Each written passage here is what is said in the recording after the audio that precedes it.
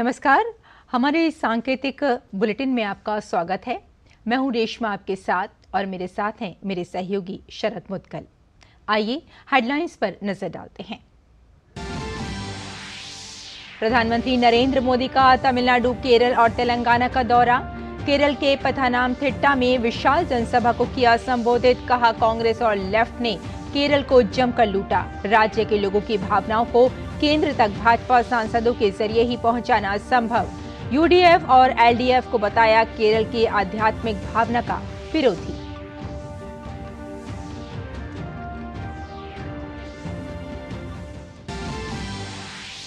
तमिलनाडु के कन्याकुमारी में जनसभा में विपक्ष पर जमकर बरसे प्रधानमंत्री। कहा, तमिलनाडु की धरती पर बड़े परिवर्तन की आहट। भाजपा का इस बार का प्रदर्शन तोड़ेगा डीएमके और कांग्रेस गठबंधन का घमंड।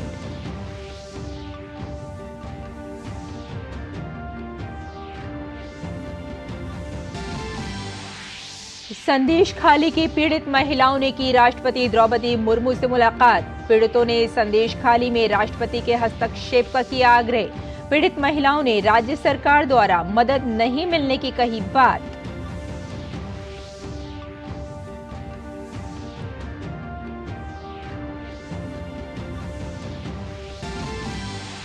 लोकसभा चुनाव की तारीखों का ऐलान कल। चुनाव आयोग कल 3 बजे प्रेस कॉन्फ्रेंस में देगा विस्तृत जानकारी। ईसीआई ने आधिकारिक जानकारी सोशल मीडिया प्लेटफॉर्म पर की साझा।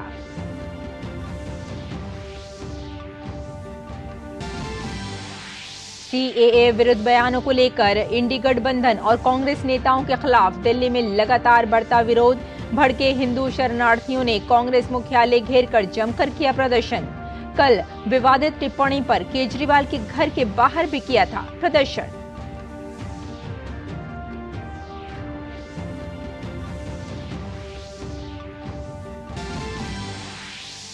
भूटान के प्रधानमंत्री दाशो शेरिंग तोब्गे ने आज राष्ट्रपति भवन में राष्ट्रपति द्रौपदी मुर्मू से की मुलाकात। राजघाट पर बापू को भी किए श्रद्धासुमन अर्पित।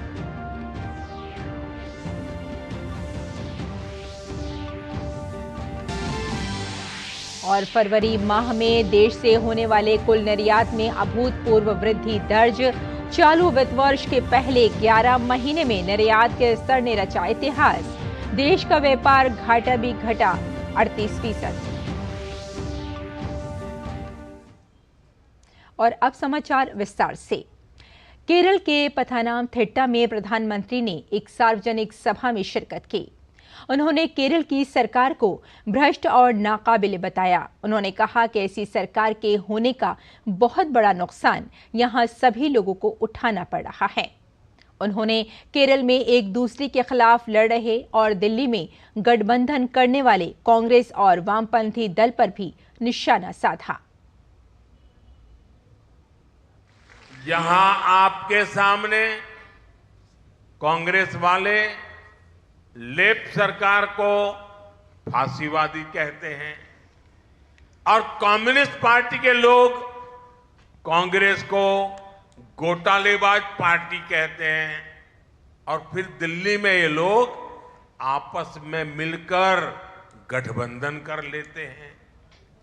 कांग्रेस और लेफ्ट इन दोनों ने ही केरला को खूब ठगा है। इस खेल को केरला के लोग अब समझ गए हैं। प्रधानमंत्री नरेंद्र मोदी ने कांग्रेस और वाम दलों को पुरानी सोच रखने वाली पार्टी बताया। उन्होंने कहा, जब संसद में 3 तलाक का कानून पास किया जा रहा था तब कांग्रेस और वाम दलों ने इसका विरोध किया था।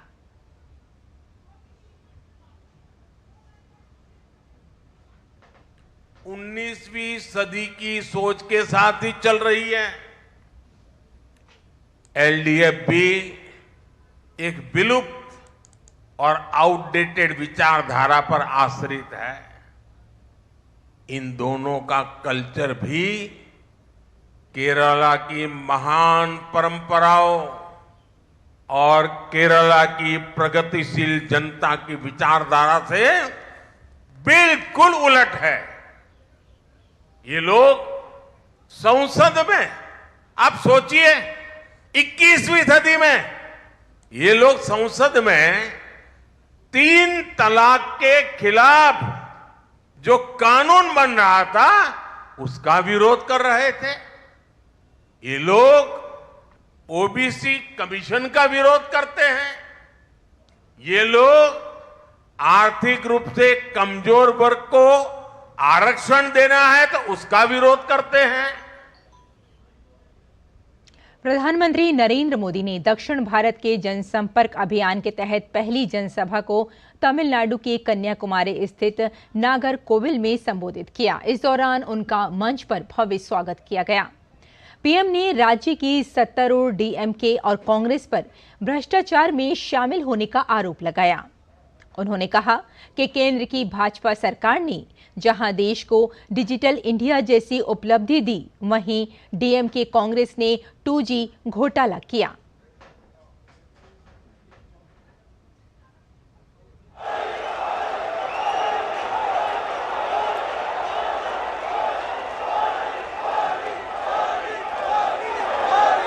साथियों, ये दिल्ली में बैठे हुए लोगों की नींद खराब हो रही है कि कन्याकुमारी से आवाज उठ रही है। प्रधानमंत्री नरेंद्र मोदी ने कांग्रेस और डीएमके पर तमिलनाडु की संस्कृति का अपमान करने का आरोप लगाया। उन्होंने कहा कि राम मंदिर की प्राण प्रतिष्ठा को लाइव दिखाने पर डीएमके ने रोक लगाई थी, जिससे बाद में सुप्रीम कोर्ट को हस्तक्षेप करना पड़ा। उन्होंने कहा कि भाजपा ने जल्लीकट्टू पर रोक को हटाने का प्रयास किया। डीएमके और कांग्रेस का इंडी अलायंस कभी भी तमिलनाडु को विकसित नहीं बना सकता। इन लोगों की हिस्ट्री घोटालों की है। इन लोगों की राजनीति का आधार लोगों को लूटने के लिए सत्ता में आना है। एक तरफ बीजेपी की कल्याणकारी स्कीम होती है, दूसरी तरफ इनके करोड़ों के स्कैम होते हैं। हमने ऑप्टिकल फाइबर और 5G दिया। हमारे नाम पर डिजिटल इंडिया स्कीम है। इंडी अलायंस के नाम पर लाखों करोड़ रुपए का 2G का स्कैम है। और संदेश खाली के पीड़ितों ने आज राष्ट्रपति द्रौपदी मुर्मू से मुलाकात की। राष्ट्रपति ने पूरे मामले को बड़ी संवेदनशीलता के साथ सुना।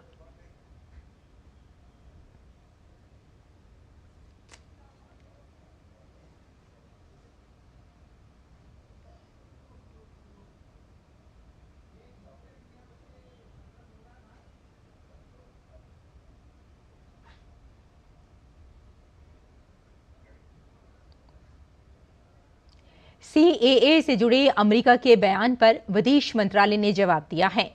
विदेश मंत्रालय ने कहा, CAA भारत का आंतरिक मामला है। इस पर अमेरिका का बयान गलत और अनुचित है।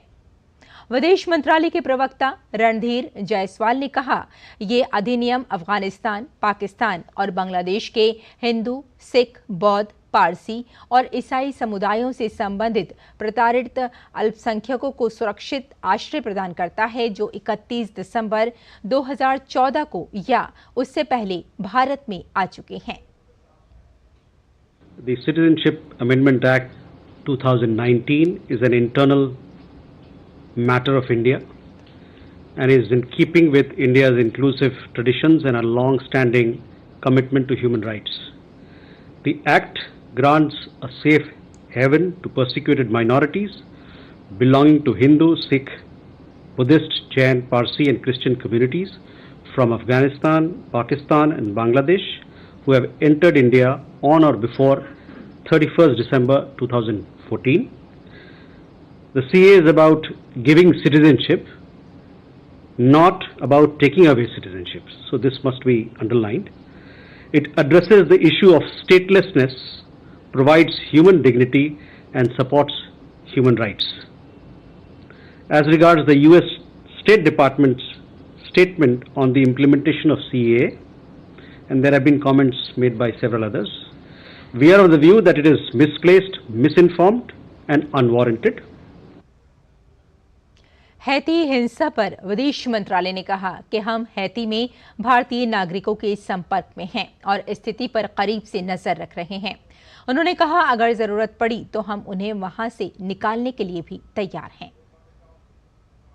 We have established a control room here in the Ministry of External Affairs. We have emergency helpline numbers. Our embassy in Santo Domingo in Dominican Republic, which has the accreditation for Haiti, has also established a control room, has also established helplines. There are some 50 to 80 Indian community members there. The embassy is in touch with all of them. We are monitoring the situation. As you know, there is a crisis in Haiti, and if required, we will evacuate. We are ready to evacuate, and if required, we will do that. Our embassy in Santo Domingo is monitoring the situation, and the ministry also is fully monitoring the situation. NSA की Israel यात्रा पर विदेश मंत्रालय ने कहा राष्ट्रीय सुरक्षा सलाहकार अजीत डोभाल ने इजराइल के प्रधानमंत्री से मुलाकात की। उन्होंने अपने इजरायली समकक्ष से भी मुलाकात की है। इस दौरान उनकी कई अहम विषयों पर भी चर्चा हुई। NSA's visit to Israel, which took place at the onset of the holy month of Ramadan, carries forward these efforts. NSA called on the Israeli Prime Minister. He also met with his Israeli counterpart, and he also met several other senior leaders and discussed developments in Gaza. He emphasized on the delivery of humanitarian aid and assistance, and discussed steps being taken or undertaken for the release of hostages. चुनाव आयोग कल लोकसभा चुनाव की तारीखों का ऐलान करेगा। कल 3 बजे प्रेस वार्ता के जरिए आयोग चुनाव कार्यक्रम की जानकारी देगा। इसके लिए चुनाव आयोग के आधिकारिक सोशल मीडिया प्लेटफॉर्म पर भी प्रेस वार्ता का सीधा प्रसारण भी किया जाएगा। 2024 के आम चुनाव के साथ साथ कुछ राज्य विधानसभाओं के लिए भी चुनाव आयोग ने कार्यक्रम की घोषणा करने की जानकारी दी है। अपने आधिकारिक सोशल मीडिया प्लेटफॉर्म एक्स के जरिए चुनाव आयोग ने ये जानकारी दी। बता दें कि बीते दिन ही नए चुनाव आयुक्त सुखबीर सिंह संधू और ज्ञानेश कुमार ने अपना पदभार संभाला है। मुख्य व अन्य चुनाव आयुक्तों की नियुक्ति के मामले में आज सुप्रीम कोर्ट में सुनवाई हुई। जस्टिस संजीव खन्ना की बेंच ने नए कानून को चुनौती देने वाली याचिका पर सुनवाई की। वरिष्ठ अधिवक्ता विकास सिंह ने सुप्रीम कोर्ट के 2023 के फैसले का हवाला दिया, जिसमें पीएम, नेता विपक्ष और सीजेआई की समिति द्वारा नियुक्ति का प्रावधान किया था। विकास सिंह ने चुनाव आयुक्तों की नियुक्ति के लिए कल बुलाई बैठक पर भी सवाल उठाए और कहा कि मामला सुप्रीम कोर्ट में लंबित रहते हुए बैठक क्यों बुलाई गई। वहीं जस्टिस खन्ना ने कहा कि कोर्ट आमतौर पर इस तरह के मामलों में नियुक्ति प्रक्रिया पर रोक नहीं लगाती है। आप अपनी आपत्ति को लेकर एप्लीकेशन दाखिल करें। कोर्ट अगले हफ्ते सुनवाई करेगा। सुप्रीम कोर्ट ने 21 मार्च तक सुनवाई टाल दी है। चुनाव आयोग ने इलेक्टोरल बॉन्ड मामले में स्टेट बैंक ऑफ इंडिया से मिला डेटा अपनी वेबसाइट पर अपलोड कर दिया है। इस लिस्ट के सामने आने के बाद ही कई राजनीतिक दलों पर लोग सवाल खड़े करने लगे हैं, जिसमें कई बड़े दावों का खुलासा होता है। साल 2019 से लेकर 2024 के बीच राजनीतिक दलों को इलेक्टोरल बॉन्ड के जरिए चुनावी चंदा देने वाली 5 शीर्ष कंपनियों में से 3 ऐसी कंपनियां हैं जिन्होंने चुनावी बॉन्ड ईडी, सीबीआई और आयकर विभाग की छापेमारी के बाद खरीदे। पहले स्थान पर सैंटियागो मार्टिन द्वारा संचालित future gaming and hotels private limited है। इस कंपनी ने वर्ष 2019 से लेकर 2024 तक 1368 करोड़ रुपए के इलेक्टोरल बॉन्ड्स खरीदे हैं। फ्यूचर गेमिंग का मालिक सैंटियागो मार्टिन 910 करोड़ के लॉटरी घोटाले का आरोपी है, जिसका डीएमके, सीपीआई, टीएमसी और कांग्रेस से संबंध है। 2007 में सीपीआई-एम के मुखपत्र देशाभिमानी को 2 करोड़ का चंदा दिया था। 2016 में ईडी के केस में और 2018 में लॉटरी घोटाले से जुड़े मामले में फ्यूचर गेमिंग के मालिक मार्टिन को केरल के मुख्यमंत्री पिनारई विजयन के लीगल एडवाइजर और वकील एम.के. दामोदरन ने बचाया था। 2010 में कांग्रेस नेता अभिषेक मनु सिंघवी भी सैंटियागो मार्टिन के लिए केस लड़ चुके हैं। हालांकि बाद में विवाद होने के बाद सिंघवी ने अपना नाम वापस ले लिया था। 2011 में डीएमके नेता करुणानिधि पर बनी फिल्म मैं भी फ्यूचर गेमिंग के मालिक सैंटियागो मार्टिन ने 50 करोड़ रुपए निवेश किए थे। सैंटियागो मार्टिन के दामाद अर्जुन को डीएमके ने अपने चुनाव रणनीति अभियान का हिस्सा बनाया था। दिसंबर 2021 में ईडी की रेड में मनी लॉन्ड्रिंग के तहत फ्यूचर गेमिंग की 19 करोड़ की संपत्ति को जब्त किया गया था। जमीन हड़पने के आरोप में सैंटियागो मार्टिन को गिरफ्तार भी किया जा चुका है। इससे ये कयास लगाए जा रहे हैं कि इन दलों ने अपनी राजनीतिक साधने के लिए इस कंपनी से लाभ उठाया। वहीं चुनावी बॉन्ड के जरिए राजनीतिक दलों को चंदा देने वाली दूसरी सबसे बड़ी company mega engineering and infrastructure है। हैदराबाद स्थित कंपनी ने 2019 से लेकर 2024 के बीच 1588 करोड़ रुपए के चुनावी बॉन्ड खरीदे हैं। अक्टूबर 2019 में MEIL के दफ्तरों पर इनकम टैक्स डिपार्टमेंट की रेड हुई थी, जिसमें कांग्रेस से इसके संबंध सामने आए थे, जिसमें 100 करोड़ का फंड भी कांग्रेस पार्टी को ट्रांसफर किए जाने की बात सामने आई थी। इस सूची में hetero drugs and hetero labs का भी नाम सामने आया है, जिसमें इसने इलेक्टोरल बॉन्ड्स के जरिए राजनीतिक दलों को 60 करोड़ रुपए का चुनावी चंदा दिया है। इनकम टैक्स डिपार्टमेंट ने वर्ष 2021 में hetero drugs and hetero labs के सनत नगर स्थित परिसरों पर छापा मारा था। इस समय आईटी विभाग ने कहा था कि hetero drugs and hetero labs के यहां से रेड के दौरान 550 करोड़ रुपए की बेहिसाबी इनकम का पता चला है। वहीं 19 मई 2022 को हेटेरो ग्रुप के मालिक बी पार्थो रेड्डी को BRS ने अपना राज्यसभा उम्मीदवार बना दिया था। इससे ये संभावना जताई जा रही है कि क्या ये 60 करोड़ का चंदा BRS पार्टी को दिया गया, जो राज्यसभा की सीट के बदले BRS ने रेड्डी से लिया। आगे बढ़ते हैं। वैश्विक मोर्चे पर तमाम चुनौतियों के बावजूद विदेशी व्यापार के मोर्चे पर एक अच्छी खबर है। फरवरी माह में देश से होने वाले कुल निर्यात में अभूतपूर्व वृद्धि दर्ज की गई है। इसी के साथ चालू वित्त वर्ष के पहले 11 महीने में होने वाले निर्यात के स्तर ने इतिहास बनाया है। फरवरी माह में देश से रिकॉर्ड 41.40 अरब डॉलर का निर्यात किया गया, जो फरवरी 2023 में 37 अरब डॉलर पर था।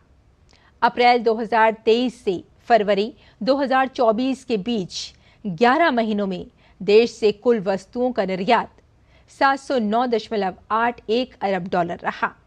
अच्छी खबर यह है कि व्यापार घाटे यानी निर्यात और आयात के अंतर में कमी आई है और बीते 11 महीनों में देश का व्यापार घाटा 38% है। फरवरी में व्यापार घाटा 1.95 अरब डॉलर पर रहा, जो फरवरी 2023 में 4.15 अरब डॉलर के स्तर पर था।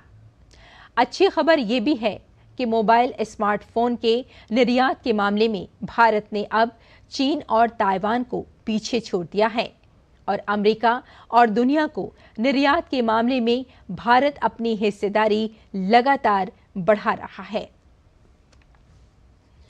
वाणिज्य और उद्योग मंत्रालय ने बड़ी घोषणा करते हुए भारत में इलेक्ट्रिक वाहन विनिर्माण को बढ़ावा देने के लिए इलेक्ट्रिक वाहन नीति को मंजूरी दे दी है। इसके बाद देश में नवीनतम तकनीक वाले इलेक्ट्रिक वाहनों का निर्माण होगा। इस नीति के तहत न्यूनतम 4,150 करोड़ रुपए का निवेश किया जाएगा। वहीं अधिकतम निवेश की कोई सीमा नहीं रखी गई है। भारत में विनिर्माण सुविधाएं स्थापित करने और ईवी का व्यावसायिक उत्पादन शुरू करने के लिए 3 साल की समय सीमा होगी। ईवी के लिए विनिर्माण सुविधाएं स्थापित करने वाली कंपनियों को कम कस्टम ड्यूटी पर कारों के सीमित आयात की अनुमति दी जाएगी। वाणिज्य और उद्योग मंत्रालय ने एक बयान में कहा कि ये नीति प्रतिष्ठित वैश्विक ईवी निर्माताओं द्वारा ई वाहन क्षेत्र में निवेश आकर्षित करने के लिए बनाई गई है। और वित्त मंत्री निर्मला सीतारमण ने कहा कि देश में 2030 तक $7 ट्रिलियन की अर्थव्यवस्था बनाने के लिए तेजी से कदम उठाए जा रहे हैं। एक निजी चैनल के कॉन्क्लेव में वित्त मंत्री ने कहा कि केंद्र सरकार जो भी सुधार कर रही है वो भविष्योन्मुख है। आज जो भी कदम उठाए जा रहे हैं वो भविष्य में देश की अर्थव्यवस्था में बड़ा योगदान देंगे। वित्त मंत्री निर्मला सीतारमण ने कहा कि भारतीय अर्थव्यवस्था को लेकर अपने तय किए गए लक्ष्य को पाने के लिए सरकार हर संभव प्रयास कर रही है। उन्होंने कहा कि केंद्र सरकार राज्य से लेकर पंचायत स्तर तक समन्वय बनाकर चल रही है। वित्त मंत्री ने कहा कि शीर्ष से लेकर सबसे निचले स्तर तक, केंद्र से लेकर पंचायत स्तर तक सभी सेक्टर में सुधारों से हम अर्थव्यवस्था के लक्ष्य को हासिल करने में सफल होंगे।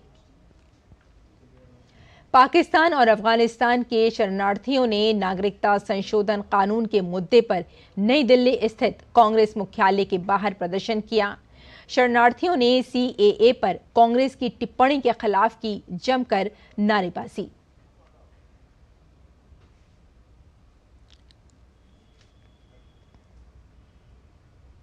और भूटान के प्रधानमंत्री दाशो शेरिंग तोब्गे ने आज राष्ट्रपति भवन में राष्ट्रपति द्रौपदी मुर्मू से मुलाकात की। भूटान के प्रधानमंत्री 5 दिवसीय भारत यात्रा पर हैं।